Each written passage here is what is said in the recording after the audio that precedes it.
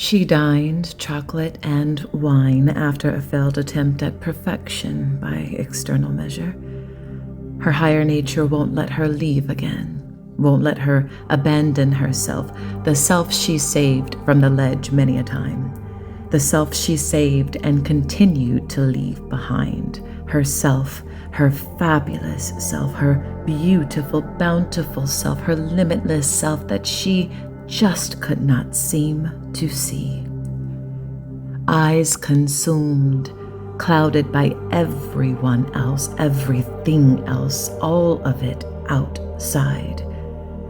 And all she ever needed was right there resting.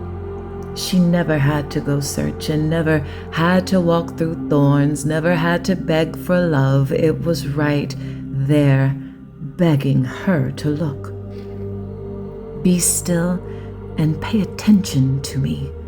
Pay attention to me, it screamed. She screamed, not knowing why the pain seemed endless. She thought it was him.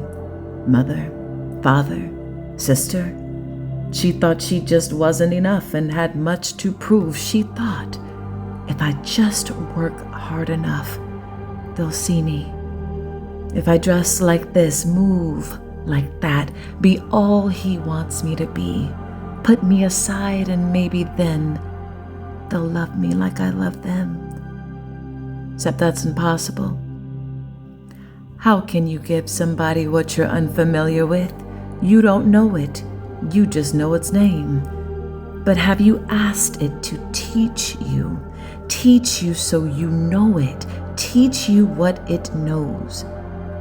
We've mistaked love's presence for so many things. We've let imposters hold its rightful place.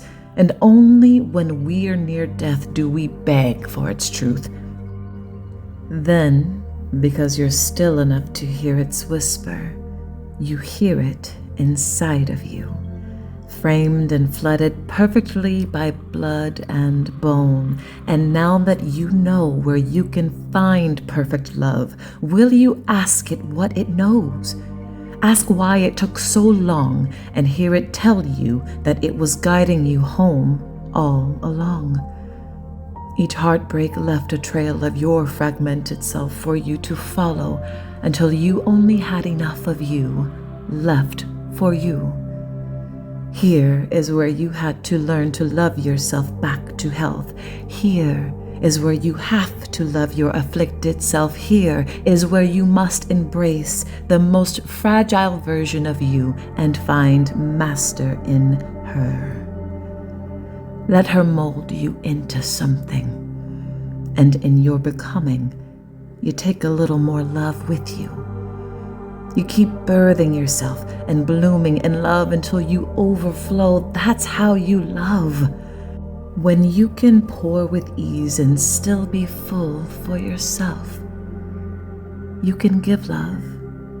Once you know love, you'll only know love once you find love in yourself.